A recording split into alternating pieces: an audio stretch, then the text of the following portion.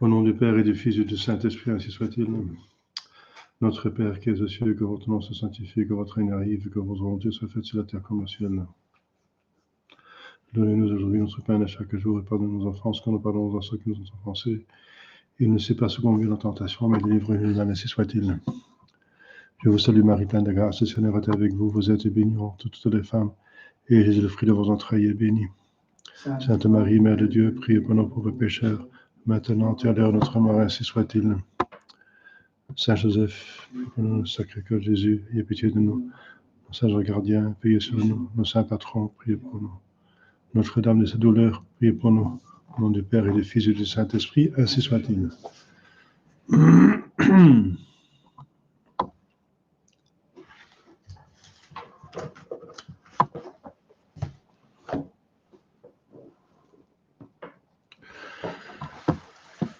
Voilà, chers frères, on était arrivés après le péché originel. Il y a le deuxième article de Credo, donc après la croyance en Dieu, le Créateur de toutes choses, et ensuite nous connaissons l'histoire de la créature, les créatures raisonnables.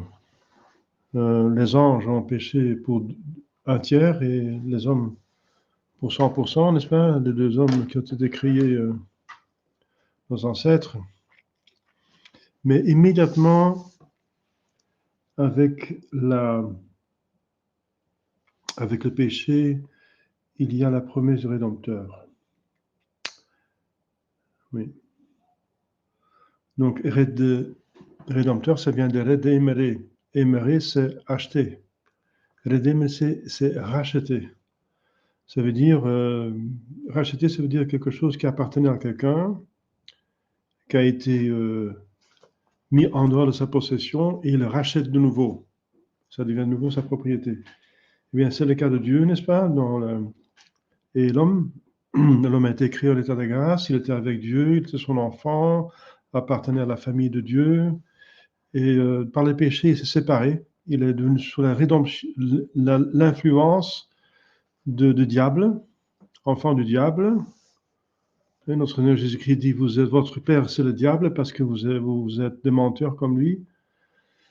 Donc, si on garde les commandements de Dieu, on est enfant de Dieu. Si on pêche, on devient enfant du diable. Mais il n'y a pas de vide.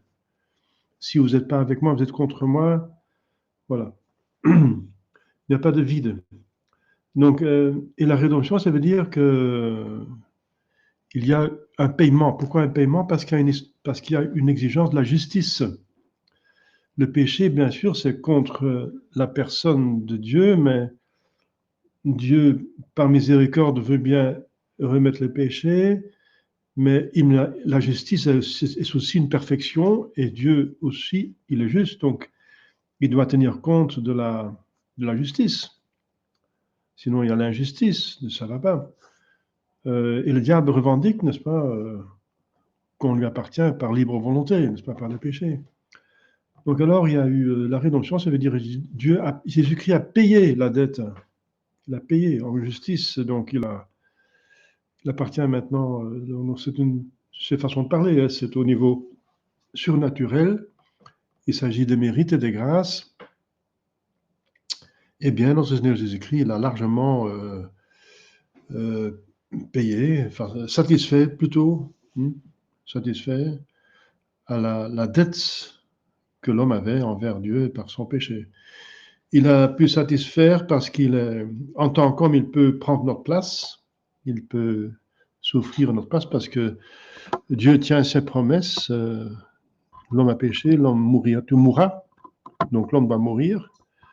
Donc tout homme meurt et Jésus est mort à notre place. Mais en tant que Dieu, il a des mérites infinis. Il est capable de payer la dette, donc de satisfaire à la justice de Dieu et de remettre la balance de nouveau en équilibre en faveur de l'homme. Une fois que la justice est satisfaite, la miséricorde peut avoir libre cours. Et donc, la miséricorde agit de façon à ce que tout homme qui regrette ses péchés, il reçoit la rémission de ses péchés par la dette payée par notre Seigneur Jésus-Christ. Mais encore faut-il regretter ses péchés, bien sûr, hein, c'est le minimum. Mais sinon, regretter ses péchés, ça veut dire on fait un acte d'amour de Dieu, on va vers lui, on veut remettre ça en ordre. Et si on ne regrette pas les péchés, ça veut dire qu'on veut continuer à désobéir à Dieu. Et comme l'obéissance à Dieu, c'est une preuve d'amour de Dieu, hein, notre Seigneur Jésus-Christ, si vous m'aimez, il dit, si vous m'aimez, vous gardez mes commandements. Le péché, c'est une preuve de haine de Dieu. Et quand on déteste Dieu, on ne peut pas être avec lui dans le ciel, qui est une intimité d'amitié extraordinaire. Le ciel exige une amitié, et il n'y a pas de haine dans le ciel, pas possible. En tout cas, envers le bon Dieu. La haine envers les péchés, oui, mais pas envers Dieu, c'est pas possible. Voilà, ça pour expliquer l'étymologie du terme rédemption, le rédempteur. Notre Seigneur Jésus-Christ, notre Sauveur, nous a délivrés des suites malheureuses du péché originel. Ça, c'est la première motivation, la première raison pourquoi Dieu a décidé la rédemption. Mais ensuite, bien sûr, pas seulement le péché originel, mais tout autre péché personnel. Mais il est surtout venu pour le péché originel. Voilà. De redresser ce qu'Adam a donc détruit, redresser comme un nouvel Adam. Donc, comme je viens de dire, Jésus-Christ est le Sauveur, et il est l'unique Sauveur parce qu'aucun autre homme est capable de payer la dette, parce qu'aucun autre homme a un mérite infini, des mérites infinis. Sans moi, vous ne pouvez rien faire. Voilà. Le Christ a délivré tout d'abord notre âme des suites du péché originel. Donc, la suite du péché originel, c'était l'obscurcissement de notre intelligence, pour commencer. Eh bien, notre Seigneur Jésus-Christ, il a éclairé notre raison par sa doctrine. Il est la lumière, il est la vérité. Il a révélé, il a parfait la révélation, commencé par Dieu à Adam et Ève, ensuite à Noé, patriarche, prophète. Il a éclairé notre raison par sa doctrine, il a incliné au bien notre volonté, voilà. Donc, deuxième suite du péché originel, c'est que notre volonté est affaiblie et inclinée vers le mal par la triple concupiscence. Cette inclination n'est pas détruite, mais elle est diminuée par les vertus infuses, par le baptême et par tout autre sacrement, surtout par surtout par la confirmation, bien sûr, qui donne la plénitude des dons du Saint-Esprit, mais aussi, vous vous rendez compte, la Sainte Communion, où on reçoit Dieu même, Jésus-Christ, avec toutes ses vertus, qu'il met à notre disposition, n'est-ce pas, pour en participer, pour recevoir de lui. Donc, il a incliné au bien notre volonté par ses commandements et ses promesses et ses grâces. Il nous a préparé par son sacrifice sur la croix les grâces, les secours nécessaires pour obtenir de nouveau la grâce sanctifiante, pour redevenir enfant de Dieu et héritier du ciel. Donc, c'est le bon pasteur. Il a rouvert le ciel. C'est un docteur parce qu'il a instruit, c'est un roi parce qu'il gouverne, c'est un pontife parce qu'il nous obtient par la liturgie, n'est-ce pas, toutes les grâces. Voilà.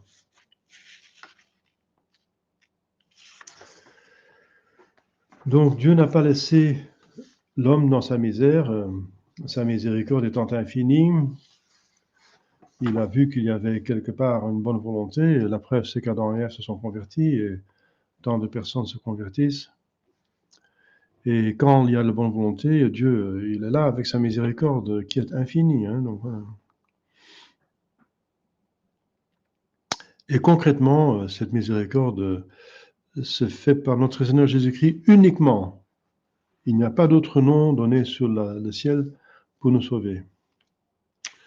Donc, notre Seigneur n'a pas seulement délivré notre âme, c'est le plus important, mais aussi notre corps des suites fâcheuses du péché.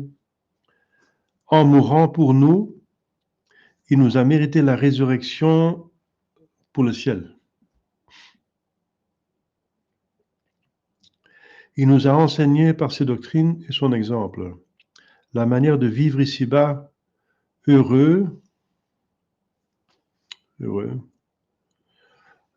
bonheur, le bonheur qui est un avant-goût du ciel, n'est-ce pas? La bonne conscience, un bonheur sur terre qui consiste à avoir une bonne conscience, la paix avec Dieu, n'est-ce pas? Et de jouir de ce que Dieu nous donne. Et de dominer, vaincre le monde, dominer les ennemis. Avec Dieu, nous sommes plus forts que les ennemis. Il nous a enfin indiqué les moyens d'éloigner de nous le démon et le vaincre. Donc il a, par cela, n'est-ce pas, enfin, sur terre, le corps va encore souffrir, la croix quotidienne et la mort. Mais cette mort n'est que temporelle, ça veut dire en attendant la résurrection. Pour ceux qui sont en état de grâce, la résurrection sera donc glorieuse. Donc le corps aussi sera glorieux, l'âme et le corps, les deux. Donc Jésus vient donc sauver l'homme entièrement, l'âme et le corps. L'âme et le corps.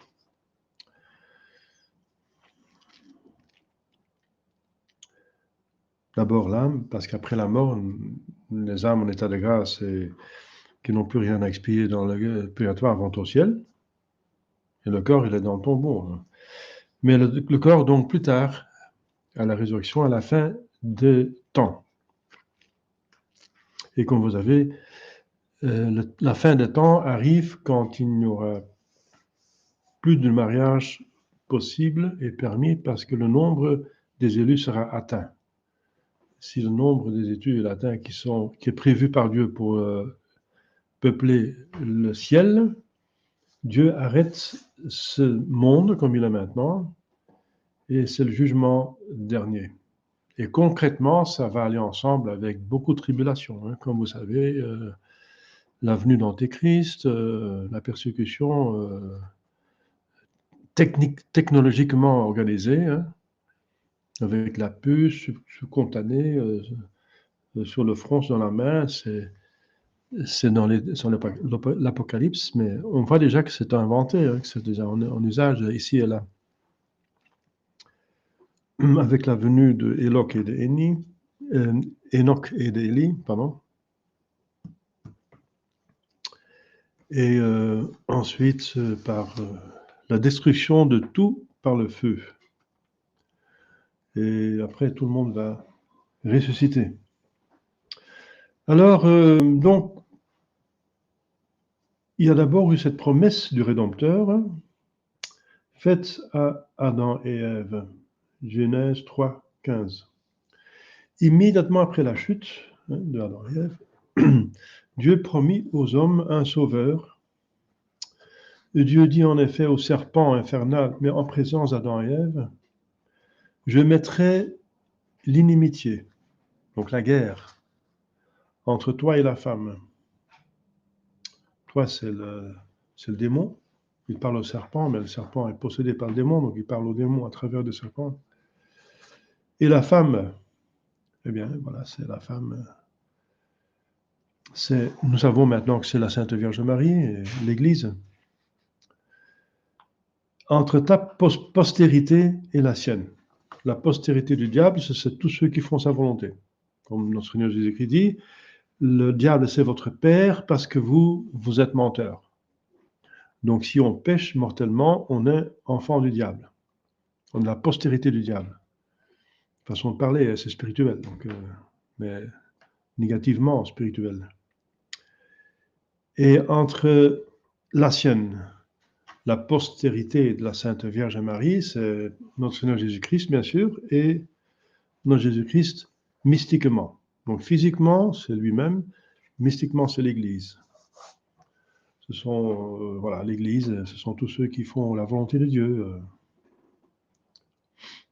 qui aiment Dieu, qui sont enfants de Dieu, qui sont fils de Dieu, hein, postérité de la femme, parce que la Sainte Vierge est mère de Jésus-Christ physiquement, mais aussi mystiquement. En dessous de la croix, notre Seigneur Jésus-Christ a dit à Marie, comme vous savez, pointant à Saint Jean, femme, voici ton fils. Et Saint Jean représentait toute l'Église. Et à Saint Jean, il disait, voici ta mère. Donc la postérité de la Sainte Vierge, c'est tous les enfants tous les hommes, les enfants de Dieu, tous les hommes de bonne volonté, toutes les personnes en état de grâce, tous les membres de l'Église. Et alors, une inimitié, une guerre.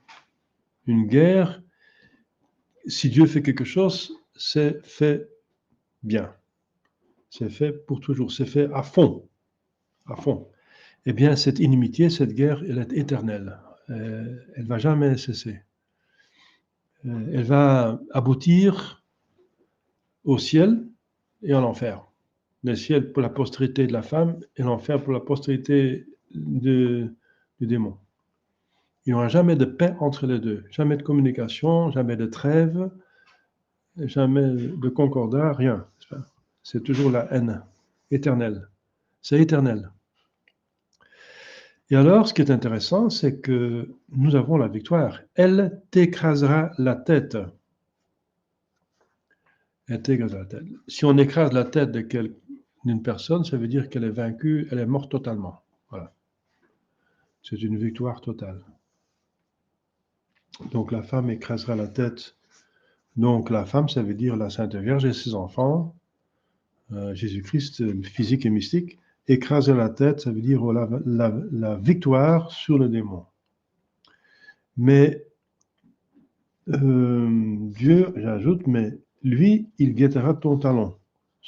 Toi, tu guetteras son talon.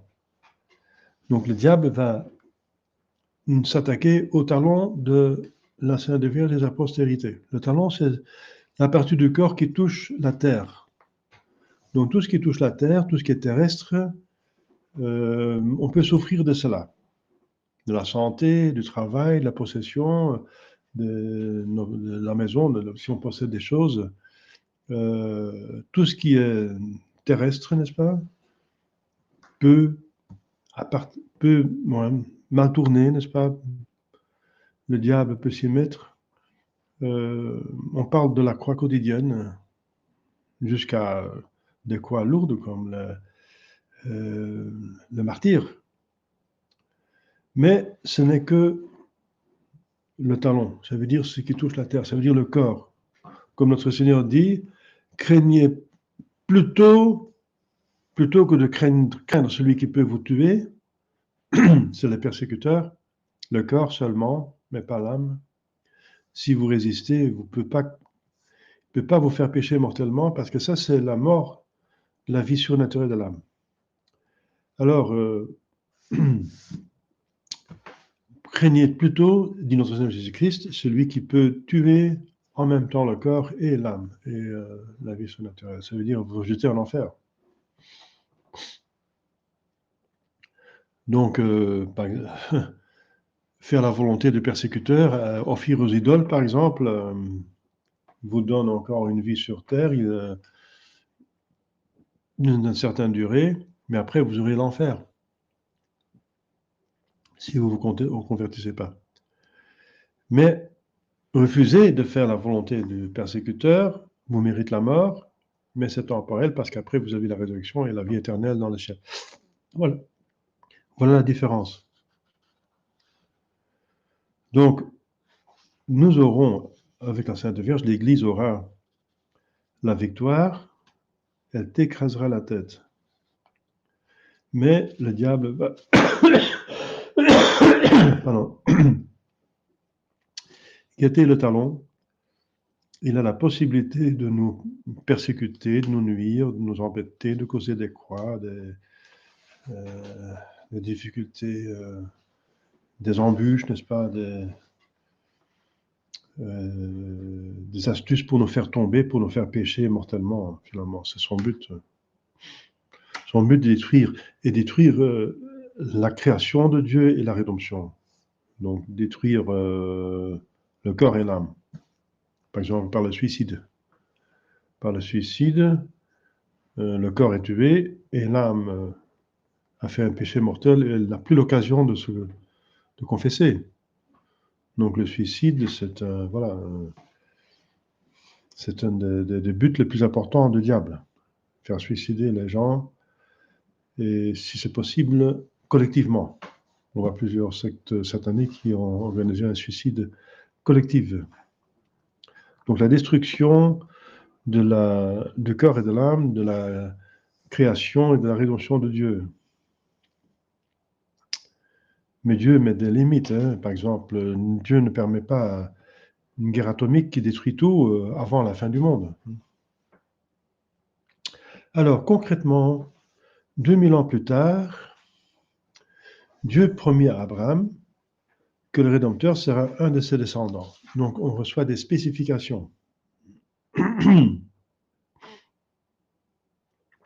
Bien sûr, Noé le savait déjà.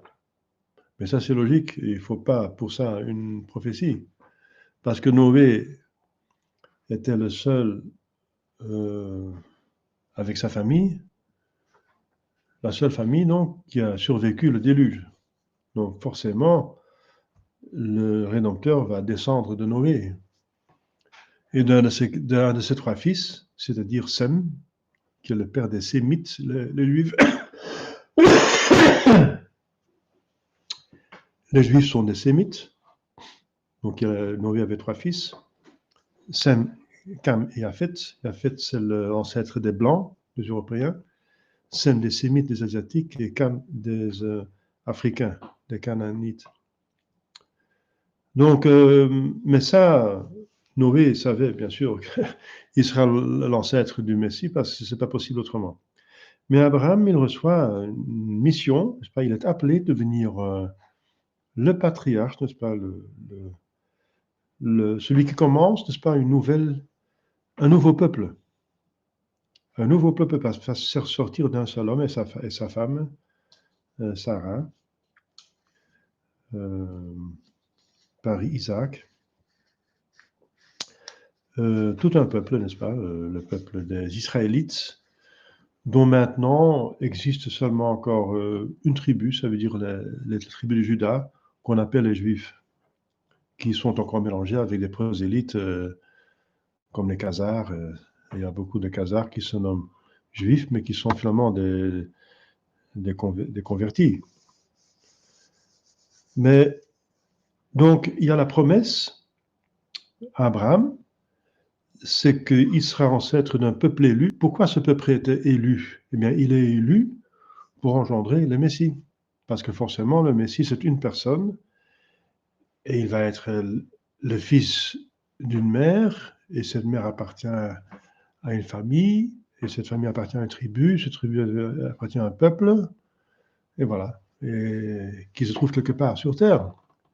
Et Dieu a choisi pour notre Seigneur Jésus-Christ qu'il soit né il y a 2022 ans dans la Terre Sainte,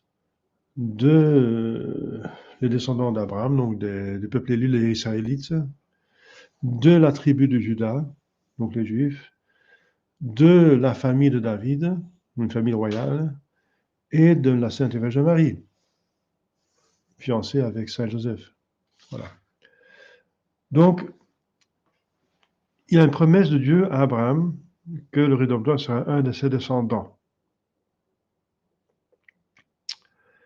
Donc, cette promesse a été donnée il y a 2000 ans, n'est-ce pas, avant la venue de notre Seigneur Jésus-Christ. Donc, on va voir maintenant plusieurs prophéties qui donnent le détail de la personne de notre Seigneur Jésus-Christ, et c'est une preuve que notre Seigneur Jésus-Christ est le Rédempteur. Parce que ce n'est pas possible que des prophéties, n'est-ce pas, qui enveloppent aussi des décisions libres. Ce n'est pas une causalité de cause à effet physique, n'est-ce pas, ou chimique. Ça, on peut, tout le monde qui est un petit peu scientifique peut faire des prédictions, n'est-ce pas? Si on allume un feu à bois sec, le bois va s'allumer. C'est une prophétie assez facile, hein? Qu'il y aura du feu, que ce bois va s'allumer. Parce qu'il y a une causalité. Mais s'il n'y a pas de causalité vérifiable comme une volonté libre, hein, parce que la descendance dans Jésus-Christ appartient à des volontés libres, des personnes qui décident de se marier, oui ou non, d'avoir une descendance à partir d'Abraham. Donc Isaac n'était pas obligé de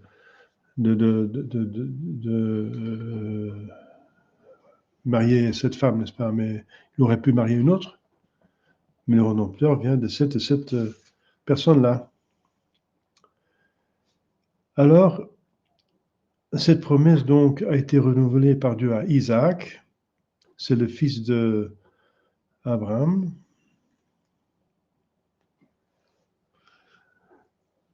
Et ensuite, à un des fils de Isaac, c'est Jacob. Parce qu'il y avait aussi Ésaü. Mais c'est Jacob qui reçoit la promesse. Abraham a eu un seul fils de sa femme. Il a eu un autre fils de l'esclave, qui est Ismaël, et qui, entre parenthèses, est l'ancêtre de Mohamed, enfin, soi-disant. Alors, c'est curieux qu'il y a une prophétie sur Ismaël qui dit il sera comme un âne sauvage, ça veut dire têtu et sauvage, et il lèvera le glaive contre tous ses frères. Bien, c'est le cas de l'islam. Hein. Ils se comportent comme des sauvages, ils sont têtus comme tout, et c'est difficile à convertir. Et ils lèvent le glaive contre tout le monde, ils déclarent le djihad au monde entier. Entre parenthèses, voilà. Donc, mais Jésus-Christ vient du fils de la femme libre, pas de l'esclave. Et Isaac, il avait donc deux fils, et c'est Jacob qui reçoit la promesse.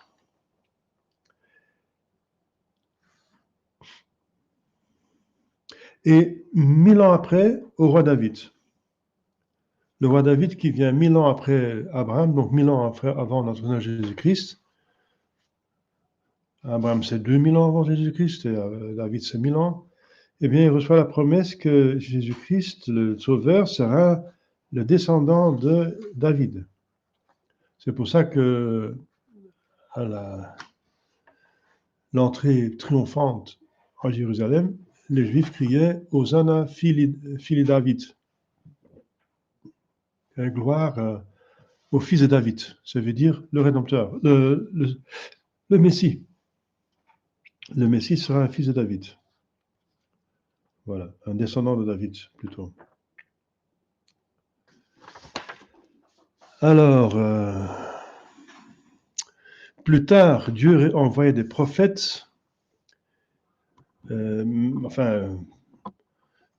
en envoyait déjà avant des prophètes parce que Samuel a désigné David comme roi et David lui-même était prophète aussi. Mais il envoyait d'autres prophètes, disons, et beaucoup de prophètes, et fit prédire par eux beaucoup de traits détaillés concernant la venue, la personne, les souffrances et la glorification du Messie.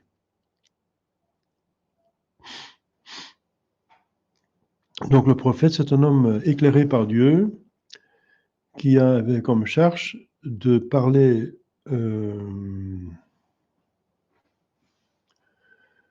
reçu par Dieu, de parler aux Israélites en son nom. Pro faris. Faris, c'est parler, pro, c'est au nom. Et aussi prophète veut aussi dire prédire des choses dans l'avenir. Prophétiser. Et le gourmander quand il avait péché, Israël. Et le préparer à la venue du Rédempteur. Alors, Dieu choisit les prophètes dans différentes conditions. Isaïe est de race royale, Amos est un berger, Élisée fut rappelé de la charrue, et il accorda le don des miracles et de la prophétie. Des miracles pour prouver qu'ils parlent au nom de Dieu, la prophétie pour qu'ils écoutent, qu'ils sont avertis. Et la plupart menèrent une vie très pénitente. Hein. Plusieurs gardèrent le célibat, comme Élie, Élisée, Jérémie. Les prophètes parlaient avec une grande hardiesse et jouissaient auprès du peuple d'une haute estime. Néanmoins, tous furent persécutés et quelques-uns mis à mort. Ils ont été mis à mort. Parce que le peuple ne voulait pas se convertir si facilement. Il y a eu en tout à peu près 70 prophètes. Moïse lui-même fut regardé comme, considéré comme le plus grand prophète.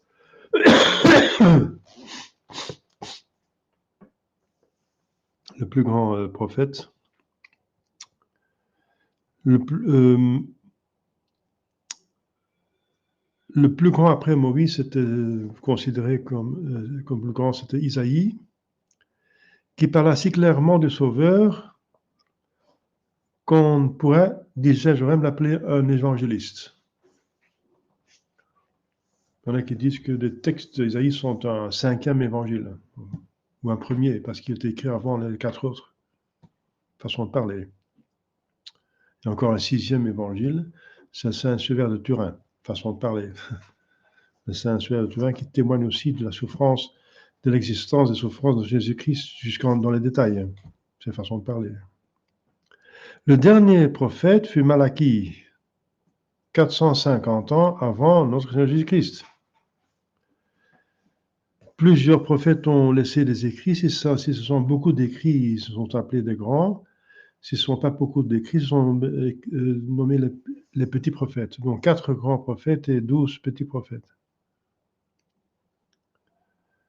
Alors, sur la venue du Messie, les prophètes ont prédit qu'il naîtrait à Bethléem. Donc il s'agit de 1000 jusqu'à des milliers d'années.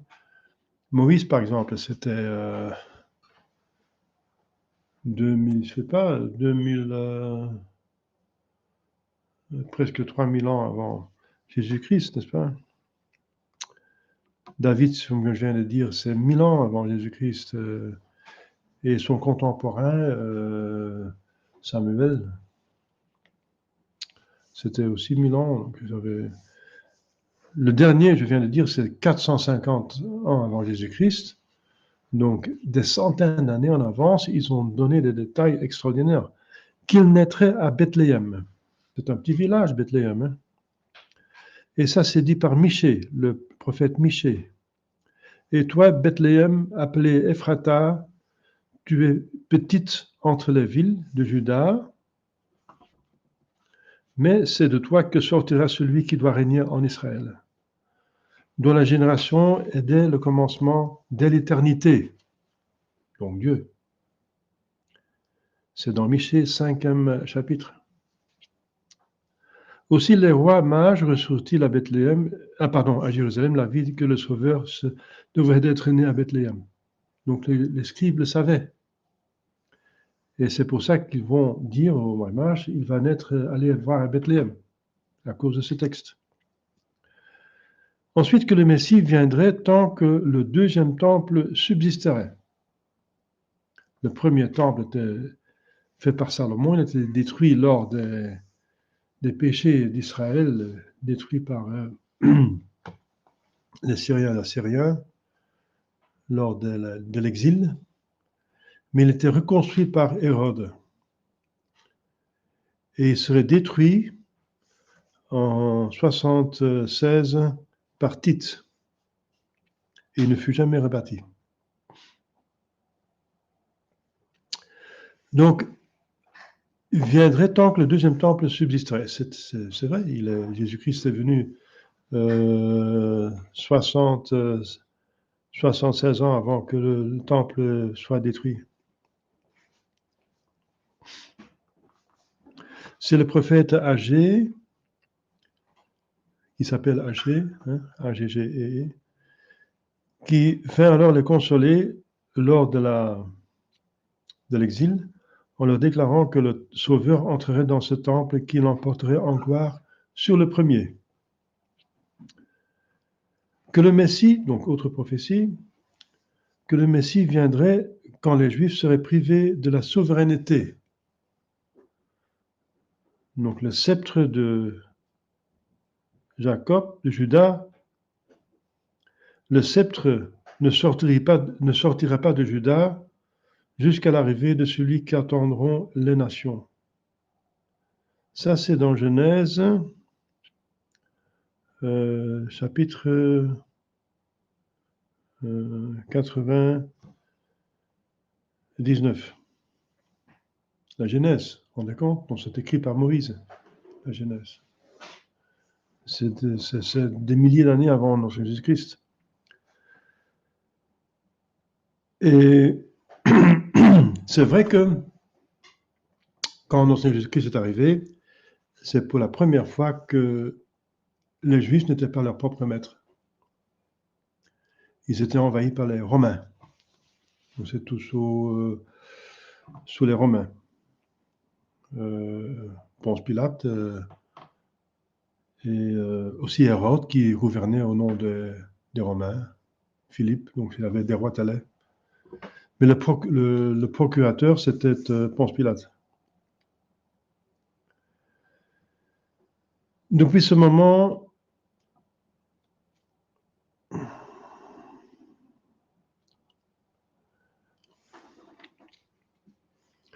donc Juda a gardé la souveraineté depuis le moment de cette prophétie, de la sortie d'Égypte.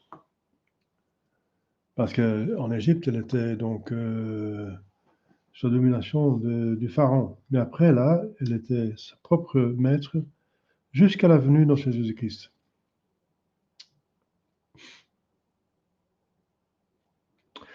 Donc, l'an 39 avant Jésus-Christ, les rois juifs perdirent leur trône, car en cette année, un étranger païen, Hérode le Grand, fut établi roi par les Romains. Voilà. Et les Juifs savaient aussi que c'était le temps de la venue du Messie parce que Juda n'était plus son propre maître. Quatrième prophétie de Daniel, c'est 600 ans avant notre Seigneur Jésus-Christ, que depuis la reconstruction des murs de Jérusalem, donc de la ville cette fois-ci, pas du temple, mais de la ville, en 453, jusqu'à la vie publique du Messie, il se passerait 69 semaines d'années. Une semaine d'année, c'est 7 années. Jusqu'à sa mort, ça veut dire 69 années et demie plus tard. Une demi-année, c'est 3 ans et demi. Donc, c'est vrai que Jésus-Christ, il a eu 3 ans de vie publique.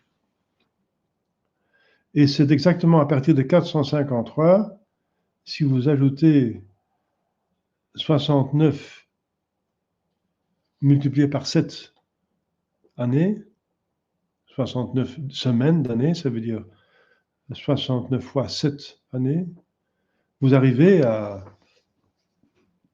la date 30, n'est-ce pas, après l'ancien Jésus-Christ, donc là où il était dans sa vie publique. Cette prophétie fut communiquée à Daniel par l'archange Gabriel. Tandis qu'à 3 heures de l'après-midi, il offrait le sacrifice du soir et priait pour la libération de la captivité de Babylone. C'est dans Daniel 9.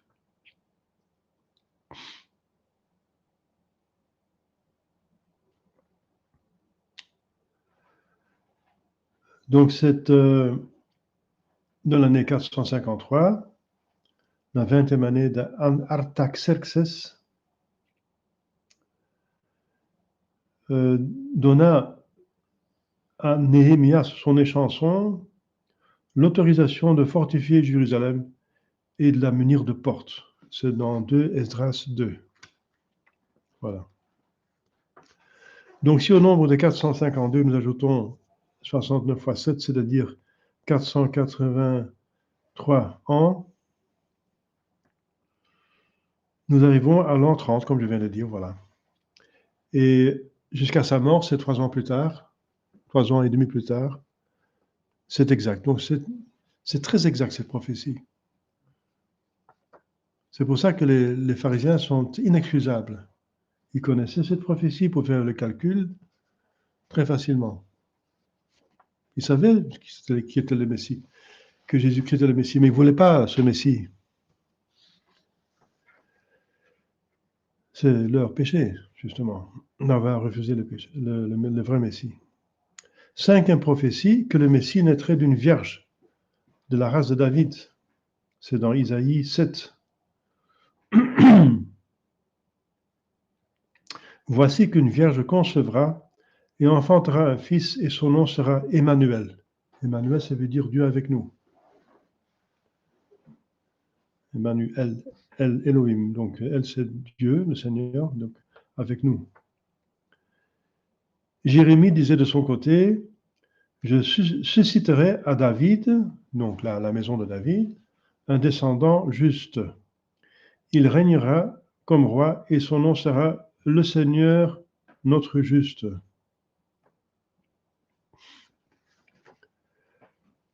Ensuite, que le Messie aura un précurseur qui prêcherait au désert et mènerait une vie angélique. Donc là, les Juifs ont vu aussi, ils ont vu Saint Jean-Baptiste qui a même pointé, qui a même désigné Jésus-Christ comme le Messie, un précurseur. Et c'est dans Isaïe 40, chapitre 40, on a entendu la voix de celui qui crie dans le désert. Préparez les voies du Seigneur, rendez droit les sentiers de notre Dieu. Toutes les vallées seront comblées et toute montagne et toute colline sera abaissée, etc. Vous connaissez ce texte, il a donné le temps de l'Avent. Autre prophétie, qu'avec le Messie se lèverait une étoile nouvelle. Et bien voilà. C'est l'étoile donc vue par les rois mages. C'est une prophétie qui est dans Nombre 24. Encore une prophétie écrite par Moïse. Donc presque 3000 ans avant de Jésus-Christ. Une nouvelle étoile. Une étoile spéciale, quoi.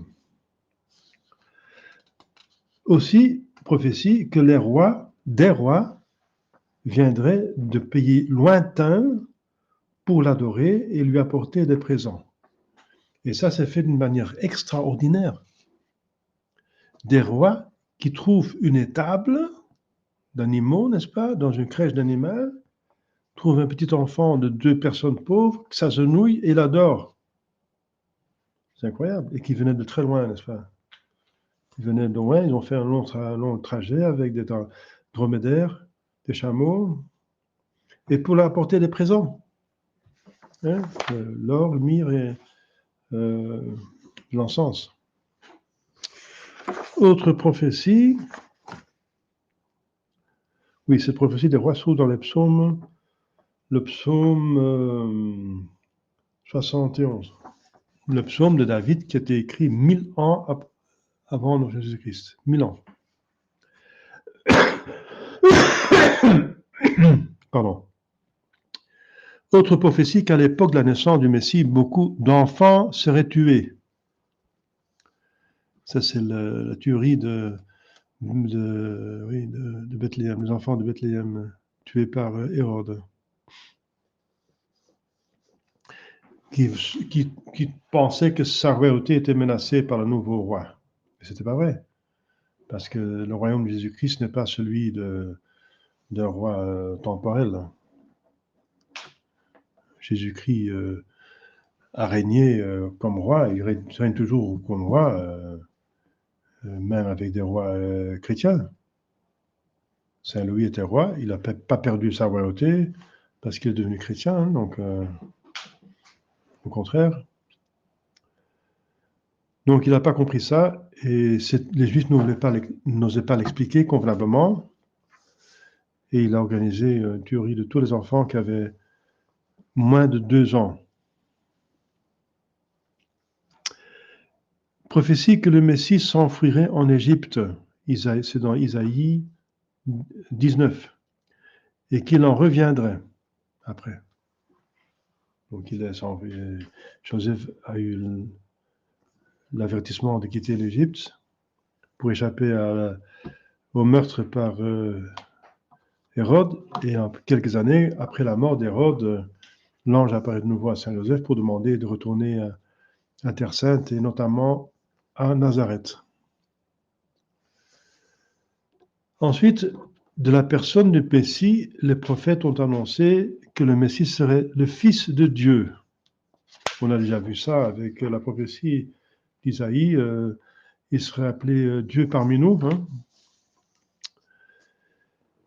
Alors, dans le psaume 2, Dieu dit au Messie, « Vous êtes mon fils, je vous ai engendré aujourd'hui. » Et Dieu annonce le Sauveur à David par le prophète Nathan et dit, « Je serai son père et lui sera mon fils. » Donc c'est Dieu qui parle. Hein. Voilà. Prophétie qu'il serait à la fois Dieu et homme. Un enfant nous est né, dit Isaïe 9, un fils nous a été donné et son nom sera conseiller, admirable, Dieu. Donc un enfant nous est né, hein, un enfant, nous, ça veut dire nous, hommes humains, nous est né, et son nom sera Dieu. C'est clair. Alors, plus loin, ce même Isaïe dit, donc 35, chapitre 35, Dieu viendra lui-même et vous sauvera. Les Juifs devraient le savoir, les scribes. Ils ont la Bible, ils ont gardé la Bible. Toutes ces prophéties que je viens de lire ici, n'est-ce pas, et que je lirai, sont tous toujours dans la Bible des Juifs. Maintenant, parce qu'ils n'ont pas changé la Bible. Voilà. Alors c'est incompréhensible pourquoi ils n'ont pas accepté notre Jésus-Christ comme Messie. Ça, c'est le péché, n'est-ce pas, de refus de la foi. Qu'il serait un grand thaumaturge. Ah, c'est le cas de le dire. L'Écriture sainte dit qu'il guérissait tous les malades pendant 3 ans, sa vie publique. Dans Isaïe 35, Dieu viendra lui-même et vous sauvera, alors s'ouvriront les yeux des aveugles, les oreilles des sourds, les boiteux sauteront comme des cerfs, et la langue des muets sera déliée. C'est clair? Ils ont vu tout ça. Encore maintenant, on voit des miracles au nom de Jésus-Christ, à Lourdes et ailleurs. Qu'il serait prêtre comme Melchisédek, ça veut dire pas d'une manière sanglante, mais avec du pain et du vin. Et ça, c'est dans le psaume 109. Donc Dieu s'adresse au Messie en ces termes, vous êtes prêtre pour l'éternité selon l'ordre de Melchisédek. Voilà. Donc c'est Jésus-Christ lui-même qui a institué la Sainte Messe avant de mourir, qui a fait une liturgie avec du pain et du vin, qui signifie un sacrifice sanglant qu'il va faire le lendemain, mais qui est lui-même un sacrifice non sanglant, que le prêtre fait toujours, continue. Qu'il serait un grand prophète et docteur. Eh bien, prophète, Jésus-Christ a fait des prophéties. Par exemple, la destruction de Jérusalem, des prophéties concernant la fin du monde.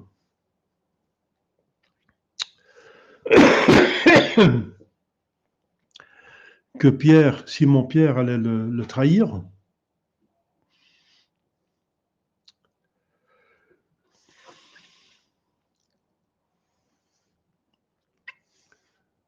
Donc Dieu promit à Moïse qu'il susciterait aux Israélites du milieu de leurs frères pardon, un prophète comme lui. C'est dans Deutéronome 18. Ainsi, les Juifs appelaient-ils simplement le Messie, le prophète qui doit venir, le grand prophète. Parce qu'ils vont demander à Saint Jean, est-ce que toi tu es le grand prophète? Et voilà, il veut dire ça, ils font allusion à la prophétie de Jérémie.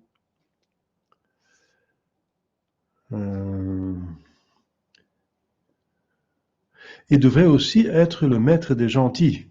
C'est dans Isaïe 99. Donc pas seulement du peuple élu. Jésus-Christ est Messie de tout homme de bonne volonté. N'est-ce pas? Il commence par les Juifs, le peuple élu, mais ensuite il s'adresse à tout le monde. Qui serait roi d'un nouveau royaume. Oui, c'est dans Jérémie 23. Eh bien, ce nouveau royaume, c'est l'Église. C'est une nouvelle fondation et c'est un royaume indestructible et comprenant tous les royaumes de la terre. C'est dans Daniel 2. Donc, un nouveau royaume indestructible et comprenant tous les royaumes de la terre. Eh bien, c'est l'Église catholique, qui est un nouveau royaume, institué par notre Jésus-Christ, indestructible parce que l'Église va exister jusqu'à la fin des temps, et comprenant tous les royaumes de la terre, ça veut dire tous les peuples doivent se convertir. Jésus dit, allez enseigner toutes les nations. Donc, toutes les nations doivent se convertir, doivent se soumettre au royaume de Jésus-Christ. Et s'ils ne le font pas, ils vont être jugés et condamnés. Donc, ils sont obligés de le faire. Sinon, des comptes à rendre. S'il n'est pas accepté comme roi, ils vont l'avoir comme juge. Mais en tout cas, c'est lui qui va décider, qui règne. Quant à la passion du Messie, les prophètes ont prédit que le Messie ferait son entrée à Jérusalem sur une ânesse. C'est dans Zacharie 9. Qui serait vendu pour 30 pièces d'argent. C'est dans Zacharie, mais alors 11e chapitre. Alors, des détails, n'est-ce pas, de ces 30 pièces d'argent, c'est « Jette-le au potier, ce prix élevé auquel ils m'ont taxé. Et je pris les 30 deniers et je les jetai dans la maison du Seigneur pour le potier. » Et bien, c'est arrivé exactement par Judas qui a jeté les 30 pièces dans le temple. Et les pharisiens ont utilisé ces 30 pièces pour acheter le champ du potier.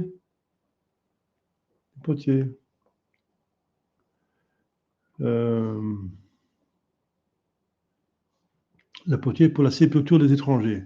C'est dans Matthieu 28. Et ce champ s'appelle Akeldama. En araméen. Prophétie qu'il serait trahi par un commensal, par un ami qui partage sa table, un commensal. Judas quitta la table de la dernière scène et trahit aussitôt son maître. Ça, c'est une prophétie du psaume 40. 1000 ans avant notre Jésus-Christ. Que dans sa passion, ses disciples l'abandonneraient. C'est dans Zacharie 13. Et ils ont tous abandonné notre Jésus-Christ. Et Saint Jean était encore apporté par la Sainte Vierge, sinon il serait absent également. Hein. Abandonné. Et il est abandonné par Saint Jean spirituellement parce qu'il ne croyait pas à la résurrection. La preuve, c'est qu'après, quand il entre dans le tombeau vide, alors il croyait, dit le texte.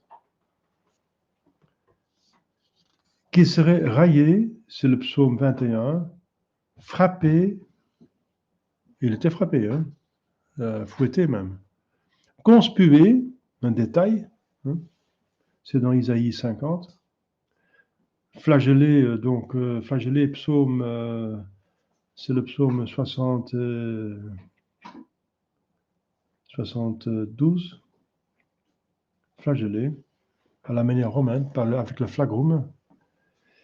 Il serait couronné d'épines. C'est dans le Cantique 3.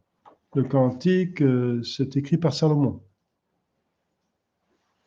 C'est 950 ans avant Jésus-Christ. Abreuvé de fiel et de vinaigre. Non, un autre psaume de David. Le psaume 68.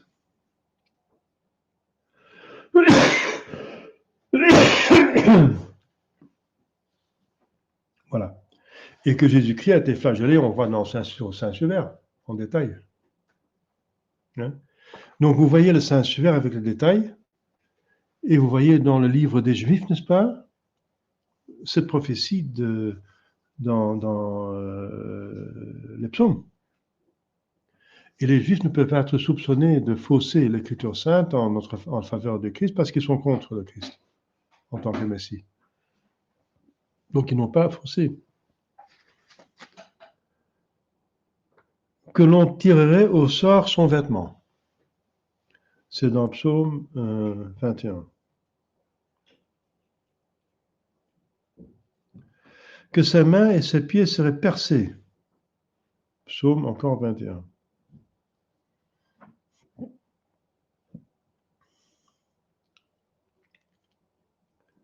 Ses mains et ses pieds. Qu'il mourrait au milieu de criminels. Il était au milieu de trois. Ils étaient trois d'assassins.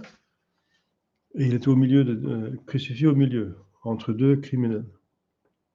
C'est dans Isaïe 53. Qu'au milieu de ses souffrances, il serait patient comme un agneau. Isaïe 53. Il prierait même pour ses ennemis. Hein? Ce détail, incroyable. Ça appartient quand même à la volonté libre de Jésus-Christ, et c'est une prédiction de Isaïe. C'était donc, c'est combien 800 ans avant Jésus-Christ. Qu'il souffrirait librement et à cause de nos péchés.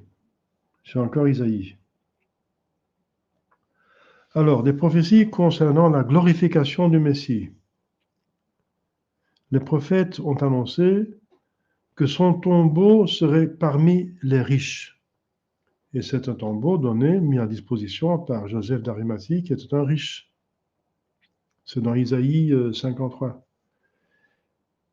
Et que même ce tombeau serait glorieux. Oui, parce qu'il est sorti ressuscité de ce tombeau. Il est ressuscité. Que son corps ne serait pas livré à la corruption du tombeau. Il était dans le tombeau, mais son corps n'était pas dans la corruption, parce que sa divinité restait unie à son corps, même après sa mort. C'est dans Psaume 15. Qu'il retournerait au ciel et serait assis à la droite de Dieu. C'est dans Psaume 77 et 109. Que sa doctrine se répandrait de Jérusalem, la montagne même de Sion, sur toute la terre. Ouais. Donc sa doctrine a commencé à Jérusalem, c'est là où il a prêché le plus, dans le temple, autour du temple, et c'est là où il a prêché par la croix. La croix, c'est une chair de vérité, hein, de façon de parler. Il a prêché par donner l'exemple de toutes les vertus, de douceur, de patience dans les épreuves, etc. Donc, c'est à Jérusalem qu'il a fait le plus grand travail, n'est-ce pas, répandu sa doctrine. La montagne de Sion. Alors, répandrait sur toute la terre. Ah oui. C'est là où Jésus-Christ a dit après sa résurrection aux apôtres, allez enseigner toutes les nations. toute créature, tout homme. Et c'est vrai que sa doctrine est répandue dans le monde entier, on le constate maintenant. Prédit par Isaïe, 2e chapitre. Et le cénacle où les apôtres reçurent le Saint-Esprit se trouve sur la montagne de Sion. Que les nations païennes de tout l'univers entreraient dans son royaume et l'adoreraient. Psaume 21. Les nations païennes. Eh bien, nous étions tous des païens avant de se convertir. Hein. La plupart de l'Église est constituée de païens convertis. Que le peuple juif qu'il aura crucifié serait châtié et dispersé parmi tous les peuples de la terre. Deutéronome 28. Donc, ce n'est pas des antisémites qui l'écrivent, c'est dans le livre même des Juifs, dans le propre livre, qui seront dispersés, c'est la diaspora. Après la destruction du temple de Jérusalem, ils ont été dispersés dans le monde entier, parmi tous les peuples de la terre. Et le peuple était châtié. Hein, à Jérusalem, il y a plus qu'1 million qui ont été tués, brûlés vifs. Hein. Que dans tous les lieux de la terre, on lui offrirait un sacrifice pur de froment. Et c'est la messe. Elle se passe partout sur la terre. C'est dans Malachie 1, 450 ans avant Jésus-Christ, que partout la terre était son sacrifice pur de froment. Pur, bien sûr, parce qu'il est pur et c'est Jésus-Christ. Il n'y a pas pur que Dieu même. De froment, ça veut dire, voilà, l'Eucharistie. Qu'un jour, il jugerait tous les hommes. Psaume 109. Et qu'avant le jugement, il enverrait Élie sur la terre. Malachie 4. Eh bien, Élie va revenir sur terre, c'est dans l'Apocalypse, que Élie et Enoch vont revenir sur terre pour contrecarrer l'Antéchrist. Alors, la vie du Messie fut aussi prédite par de nombreuses figures qui sont comme d'autres prophéties. Par exemple, les figures. Les principales figures du Messie étaient Abel, c'est la figure d'un homme juste, n'est-ce pas, religieux, qui fait un sacrifice, n'est-ce pas, qui tue un agneau, mais le sacrifice est ce qui est plus pur, le plus beau, le plus précieux. Eh bien, Jésus, c'est ce qui est le plus précieux dans les yeux de Dieu. Et c'est un sacrifice agréable à Dieu. Donc Abel, il a fait le sacrifice de ce qui est le plus à cœur. Et contre le sacrifice de son frère, Caïn, qui sacrifiait seulement des légumes, c'est un agriculteur, des fruits et des légumes qui étaient de moindre valeur, qu'il ne pouvait plus vendre et il offrait à Dieu. Voilà. Donc, et ce sacrifice-là n'était pas agréé par Dieu. Et Abel a été tué par son frère, par jalousie. Comme les Juifs, enfin les pharisiens et les sadduciens sont des prêtres, n'est-ce pas, ceux qui font le sacrifice, mais un sacrifice qui n'est plus agréé par Dieu, celui de l'Ancien Testament, qui est le sacrifice aussi des fruits de la terre, etc., et qui ont tué Jésus-Christ par jalousie. Parce que Ponce Pilate, il dit, le texte dit qu'il a compris, Ponce Pilate, que les souverains du peuple juif, les pharisiens et les sadducéens, l'ont livré par jalousie. Parce qu'ils étaient jaloux que Jésus avait tant de succès, n'est-ce pas, parmi le peuple. Alors Noé, notre figure du Messie. Parce que Noé sauve tout le monde avec son arche, l'arche qui symbolise l'Église, et aussi le baptême, n'est-ce pas? l'arche, on est sauvé si on entre dans l'arche de Noé, et sans l'arche de Noé, on n'est pas sauvé. C'est la figure de Jésus-Christ par laquelle on se sauve par son Église. Melchisédek, on vient d'en parler, c'est un prêtre, et on pense que c'est un ange parce qu'on ne connaît pas sa descendance, comme on ne connaissait pas le père humain de notre Jésus-Christ, puisqu'il n'avait pas de père humain, et qui fait un sacrifice, n'est-ce pas, avec du pain et du vin. Isaac, figure du Messie, parce qu'Isaac était le fils unique, bien-aimé de son père. Et le père va le sacrifier. À la demande de Dieu, n'est-ce pas? Et se met docilement et Isaac se met docilement sur le bûcher. Mais après, il est rendu au Père. Donc, un ange l'arrête et dit non, non. Et ça signifie la résurrection de Jésus-Christ. Ensuite,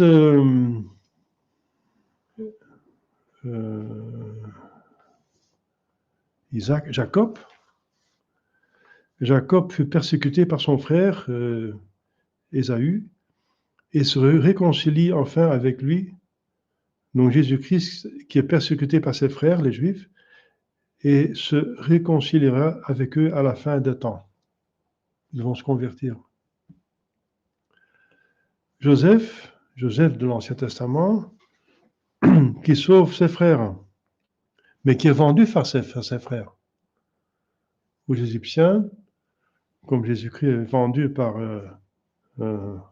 Judas, mais qui par cette vente, n'est-ce pas, est capable de sauver le peuple après.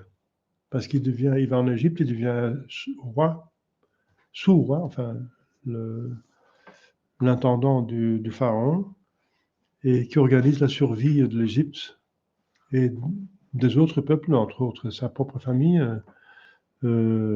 Jacob et ses enfants. Il les sauve de la famine. L'histoire de Joseph en Égypte.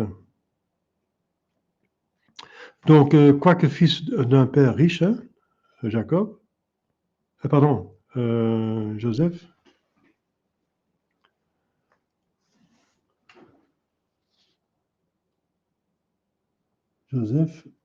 le fils préféré de son père, est haï par ses frères et vendu pour moins de 30 deniers. Voilà. Il est mis en prison entre deux criminels, dont l'un est gracié et l'autre exécuté. Donc on a le bon larron et le mauvais larron.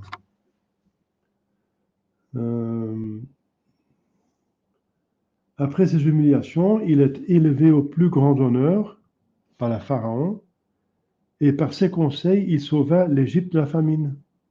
Jésus-Christ, par l'Évangile, nous sauve de la famine spirituelle. Des héros ordonnent au peuple de fléchir le genou devant Joseph. Les apôtres demandent le même honneur pour Jésus à tous les peuples, n'est-ce pas? Il se réconcilie enfin avec ses frères, comme Jésus-Christ avec les Juifs à la fin du monde. Voilà. Alors, j'ai oublié de parler de Jacob, là, qui était...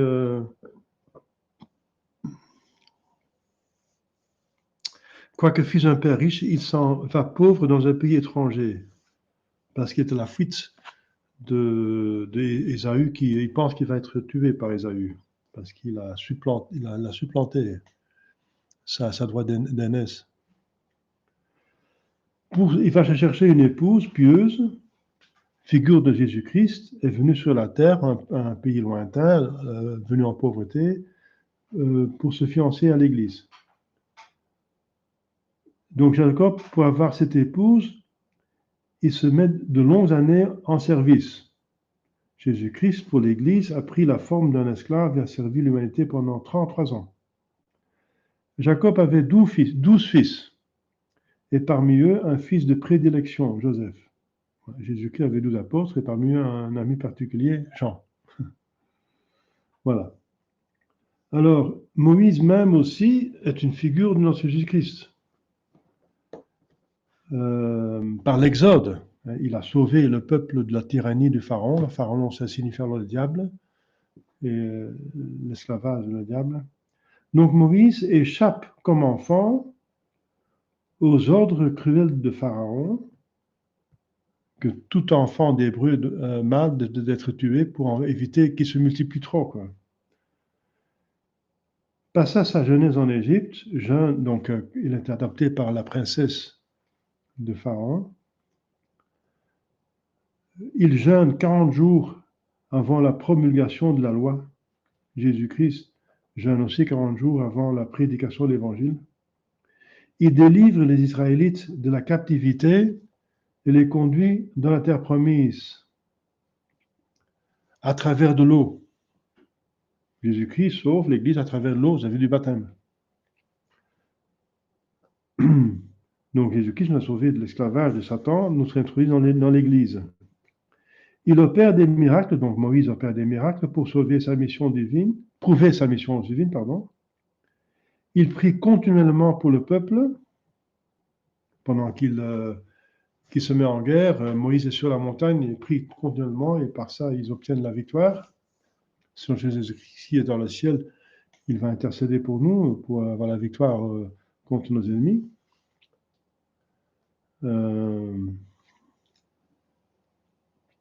Apparaît au mont Sinaï avec un visage rayonnant de lumière. Donc, il est le médiateur de l'ancienne alliance, comme Jésus-Christ de la nouvelle. Ensuite, David, encore une figure de Jésus-Christ. Il est né à Bethléem, passa sa jeunesse dans un état très humble. Après, ça devient un grand roi. Il attaque avec un bâton et 5 pierres le géant Goliath. Mais Jésus-Christ, simple homme, apparemment, il s'attaque au démon, n'est-ce pas? Il va la vaincre. L'adversaire du peuple de Dieu, il le renverse. Jésus-Christ a vaincu Satan par le bois de la croix et les 5 plaies. 5 plaies. David avait 5 cailloux et Jésus-Christ avait 5 plaies. Il devient roi, comme Jésus, a beaucoup à souffrir, mais triomphe toujours. Alors, autre figure, c'est Jonas. Jonas est pendant 3 jours dans le ventre du poisson. Jésus-Christ est 3 jours dans le sein de la terre. Il prêche la pénitence aux Ninivites, comme Jésus aux Juifs. Vous connaissez l'histoire de Jonas qui est avalé par un grand poisson et 3 jours dans son ventre et puis il sort. L'archange Raphaël, aussi une figure de Jésus-Christ, descend du ciel pour devenir le guide d'un homme, Jésus-Christ pour devenir le guide de l'humanité, l'accompagne, guérit la cécité, et Jésus-Christ guérit l'aveuglement spirituel et délivre du démon Tobie. Voilà. Jésus-Christ délivre de la tyrannie du démon. Pardon. Autre figure du Messie, Jésus-Christ, c'est l'agneau pascal. Non, Exode 13. Exode 13, ça a été écrit encore par Moïse. Moïse, c'est encore, comme je viens de dire, 3000 ans à peu près avant Jésus-Christ. L'agneau pascal est immolé avant la sortie d'Égypte. Donc, à la veille du grand sabbat pascal, il est victime et nourriture sans tache à la fleur de l'âge. On ne lui a pas brisé les os, son sang mis sur les portes préserve la mort corporelle. Voilà, ça c'est l'agneau pascal. Donc, célébré par les Juifs, par les Israélites plutôt, avant de sortir de l'Égypte. Celui de Jésus, donc cela pointe à la mort de Jésus, qui préserve la mort éternelle. Il est mangé au moment du départ pour la terre promise. Jésus-Christ se donne au moment du départ pour la vie future. la première communion, la première messe. L'agneau est doux comme le fut le Sauveur. Voilà. Et c'est parce qu'on a mis le sang de l'agneau aux portes que l'ange destructeur il passe. Si nous on accepte le sang de Jésus-Christ, on n'a pas la mort éternelle. Alors, le grand sacrifice de propitiation qui était fait par l'Ancien Testament, n'est-ce pas, dans le temple, c'est encore une figure du Messie. Le grand prêtre imposait les mains à un bélier. Alors, dans la messe, on fait toujours l'inquisitur. Ça remonte à cela. Ça. On impose les mains au bélier. Donc, Jésus-Christ, c'est comme un bélier qui porte tous nos péchés, n'est-ce pas? On jette tous les péchés de l'humanité sur Jésus-Christ, qui les emporte. C'est l'inquisitur. Donc, le grand prêtre imposait les mains à un bélier, donc c'est dans l'Ancien Testament, en confessant les péchés du peuple. Puis il le chassait dans le désert pour qu'il y pérît. C'est dans Nombre 29. Eh bien, dans Jésus-Christ aussi a pris sur lui les péchés de l'humanité, et pour cela, il est allé à la mort à travers le désert de sa vie mortelle. Le serpent d'airain, dans l'Ancien Testament. Vous connaissez l'histoire du serpent d'airain, donc érigé par Moïse dans le désert. C'est dans le Nombre 21. Le serpent d'airain est dressé dans le désert sur une croix à la demande de Yahvé et par Moïse. Et un regard sur lui guérit de la morsure mortelle des serpents de feu. Donc les Israélites étaient attaqués et tués par des serpents qui étaient envoyés par Dieu comme punition pour leur murmure. Mais alors le peuple demande pardon et Dieu dit à Moïse de faire un serpent d'airain. Tous ceux qui regardent le serpent d'airain sont sauvés.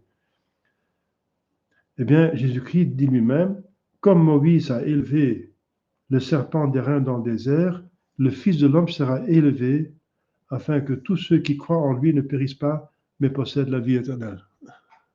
Donc c'est une figure de Jésus-Christ. Le serpent, ça veut dire celui qui porte les péchés, qui ressemble à un pécheur. Jésus-Christ semblait être un pécheur sur la croix, comme les deux larrons. Alors, la manne, encore une figure. La manne est une figure de Jésus au Saint-Sacrement. Elle est blanche comme l'hostie, est tombée tous les matins, comme Jésus descend tous les matins sur l'autel. Normalement, la messe est célébrée le matin. Moi, je fais le soir parce qu'il n'est pas servant le matin, mais normalement, il faut le faire le matin, si c'est possible. Elle ne tomba plus après le séjour au désert, comme Jésus cessera d'être présent dans ce sacrement après la fin du monde. La manne d'après Jésus-Christ se distingue de l'Eucharistie en ce qu'elle n'est pas le vrai pain du ciel, car ceci, l'Eucharistie, est le vrai pain de Dieu descendu du ciel qui donne la vie au monde. Mais la manne, elle était là tous les jours, n'est-ce pas? Elle nourrissait tout. C'était une seule nourriture, mais ils avaient tout ce qu'ils avaient besoin pour avoir une santé. Comme dans l'hostie, Jésus-Christ est là avec tous les dons et tous les grâces. Voilà, on va s'arrêter ici, je pense, parce que je parle plus qu'une heure. Il y a d'autres, c'est les prophéties les plus importantes, les prophéties et les figures portant sur le Messie, le vrai Messie. Parce que Dieu nous a donné des moyens pour reconnaître le vrai Messie.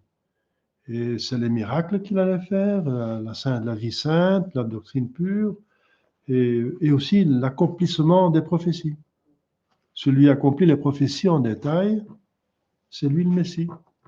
Eh bien, ces prophéties qui sont dans le livre des Juifs, qui l'ont maintenant, à cet instant, toujours, dans l'Ancien Testament, ils ont toutes ces prophéties, ils n'ont pas changé parce qu'ils n'osent pas changer l'Écriture sainte, eh bien, ils témoignent, ils sont applicables uniquement à notre Seigneur Jésus-Christ.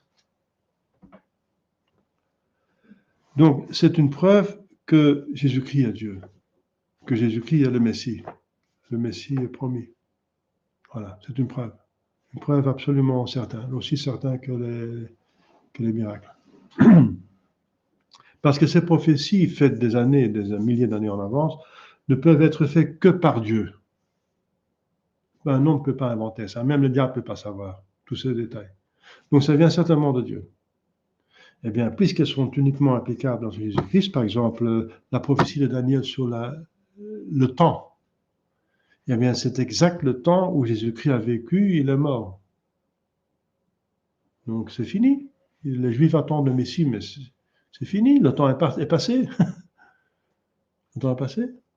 C'est ridicule d'attendre un autre Messie, n'est-ce pas? Nos mains sont aveuglés, je ne sais pas ce qui se passe. Enfin, c'est difficile à expliquer le péché des Juifs. Mais on constate qu'ils ont le livre avec ces prophéties dedans, et allez voir, vérifier, n'est-ce pas, tous les prophéties, la vie de Jésus-Christ, vous allez voir que tout s'applique à Jésus-Christ. Je viens de dire la flagellation, eh bien, vous allez voir sur le Saint-Suaire, que pas un os a été cassé. On voit que ces gens n'ont pas été cassés comme les autres, parce qu'ils étaient déjà morts. C'est des prophéties, ces os ne sont pas cassés, ils sont transpercés les mains et les pieds, on voit ça sur le Saint-Suaire, mais ces os ne sont pas cassés. Eh bien, on voit ça dans les prophéties des Juifs, maintenant, et on voit sur le Saint-Suaire. Donc, voilà. Donc, des certitudes, n'est-ce pas, que Jésus-Christ est le Messie. Voilà. La fois prochaine, on parlera de la préparation de l'humanité à la venue du Sauveur.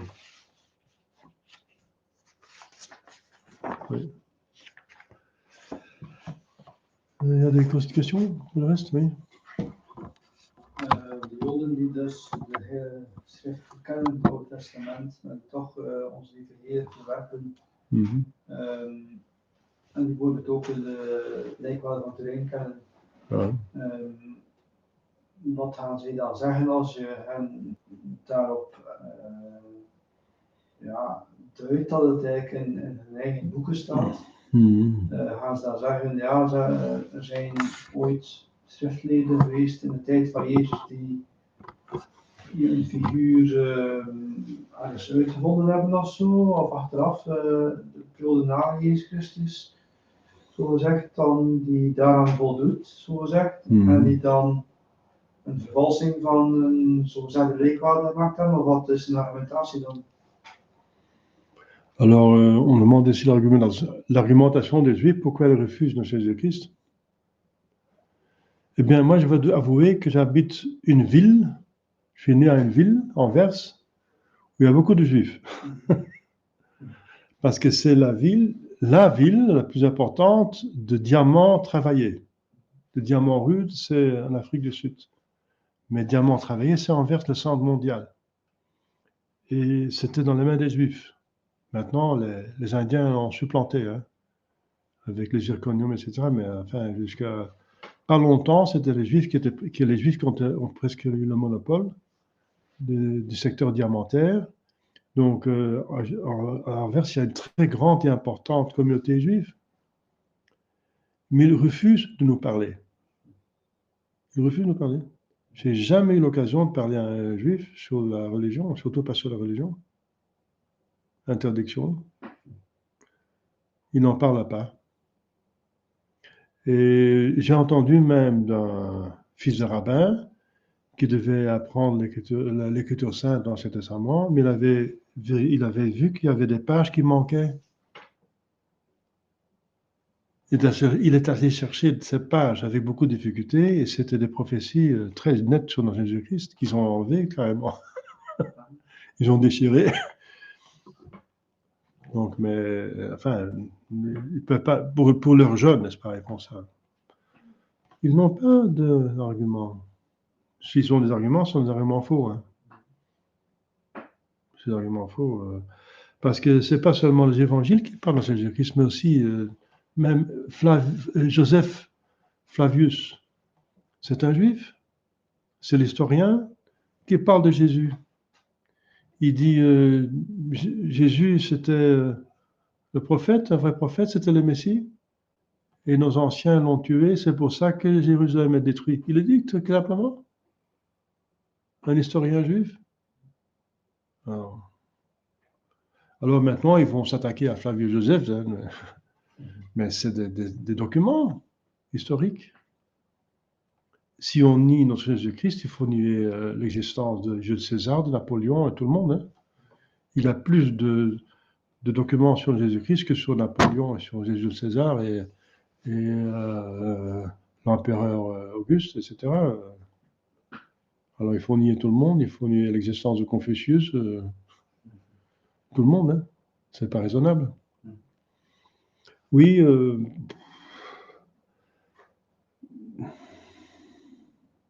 ouais.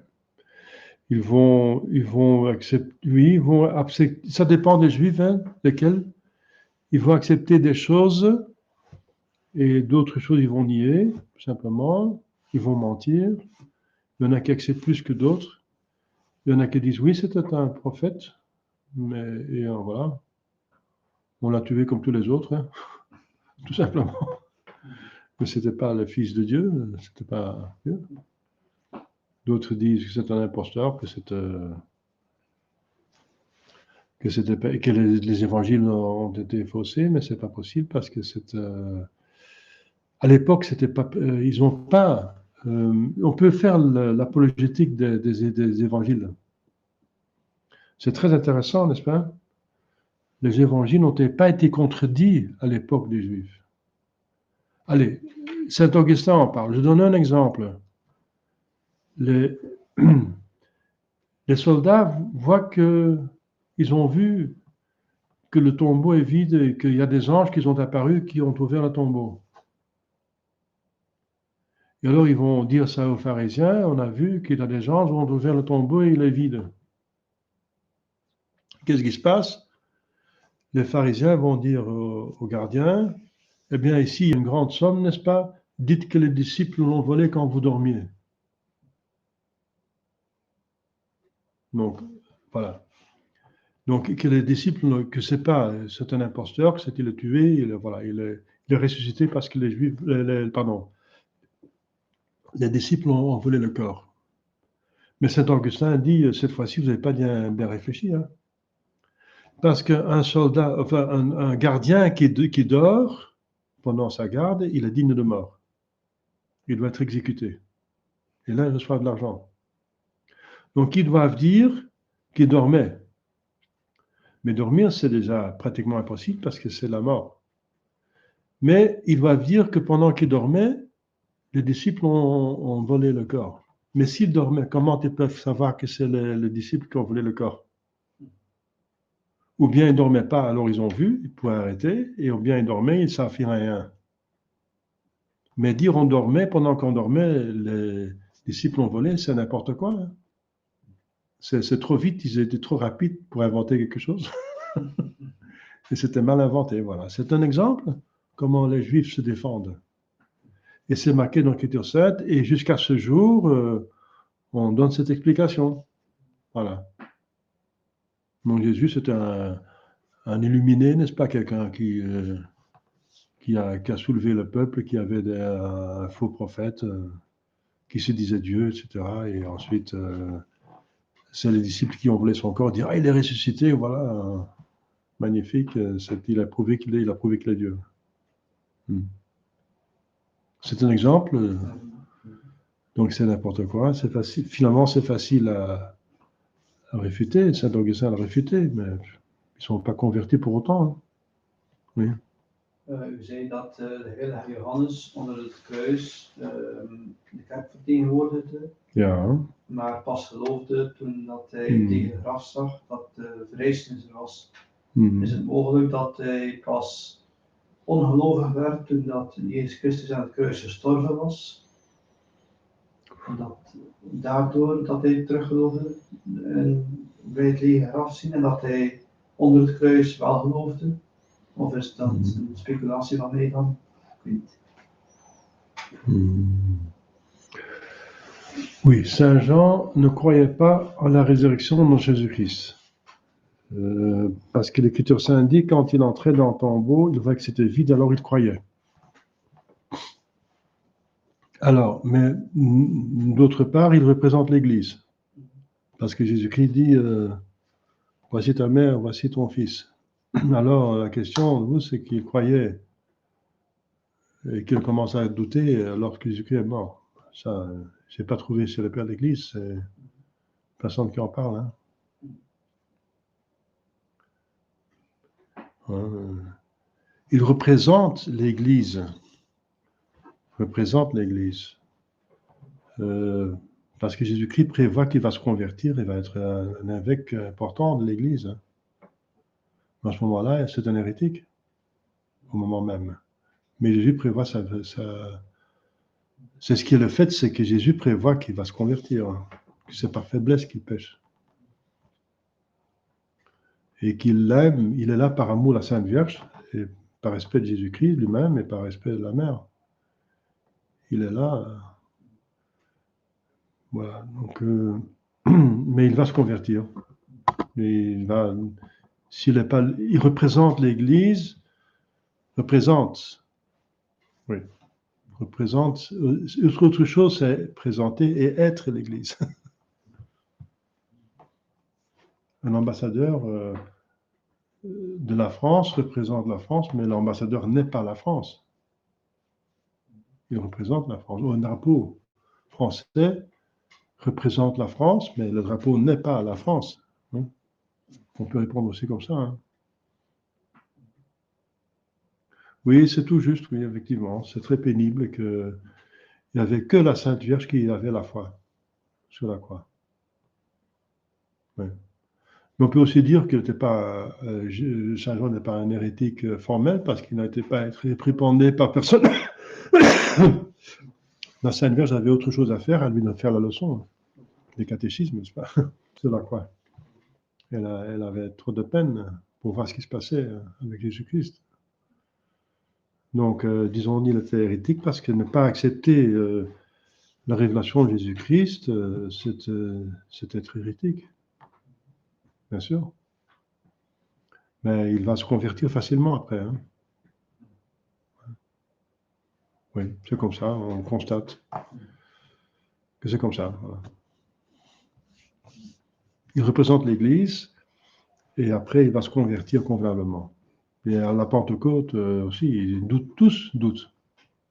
Pas? Ils sont tous faibles.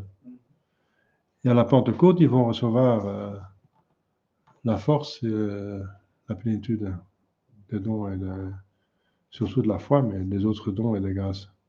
Ça va? Bon, ici, il n'y a pas de questions non plus. Hein. Ça va. Voilà, donc on a vu une série de preuves que notre Jésus-Christ est vraiment le Messie et qui sont toujours valables jusqu'à présent. C'est très important. Voilà. Au nom du Père et du Fils et du Saint-Esprit, ainsi soit-il. Notre Père qui es aux cieux, que votre nom soit sanctifié, que votre règne arrive, que votre volonté soit faite sur la terre comme au ciel. Donne-nous aujourd'hui notre pain de chaque jour. Pardonnez nos offenses, quand nous pardonnons ceux qui nous ont offensés. Et ne nous faites pas succombir à la tentation, mais délivrez-nous du mal, ainsi soit-il. Je vous salue Marie, pleine de grâce, le Seigneur est avec vous. Vous êtes bénie entre toutes les femmes, et Jésus, le fruit de vos entrailles, est béni. Sainte Marie, Mère de Dieu, priez pour nous pauvres. Maintenant, cœur sacré de Jésus, et pitié de nos saints anges gardiens, nos saints patrons, priez pour nous. Au nom du Père et du Fils et du Saint-Esprit, ainsi soit-il. Voilà, en union de prière et à la prochaine.